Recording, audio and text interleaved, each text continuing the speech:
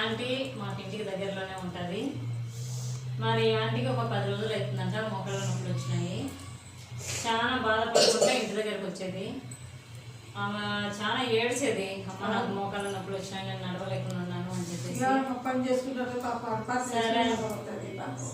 సరే అని చెప్పేసి మళ్ళీ నీళ్ళు వస్తుంటాయి, నీళ్ళు పట్టుకుంటా ఇవన్నీ చేసుకుంటుంటాను. పాపం తను కూడా అప్పుడు బయటకు వచ్చినాను కదా అని చెప్పేసి అప్పుడు వస్తుంది.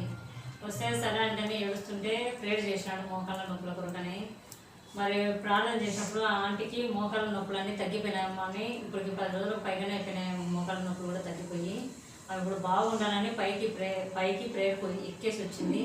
ఇప్పుడు నేను సాక్ష్యం పంచుకుంటాను, నాకు మోకాళ్ళ నొప్పులు తగ్గిపోయినాయని మరి చెప్తుంది ఈ ఆంటీ గారు. మరి దేవుడు మరి గొప్ప కార్యం ఈ ఆంటీ పట్ల చేసినాడు. దేవుడు మరి దేవునికి కోటా స్తోత్రాలు. దేవుడు ఈ ఆంటీ పట్ల మోకాళ్ళ నొప్పులను తీసేసి గొప్ప కార్యం చేసినాడు.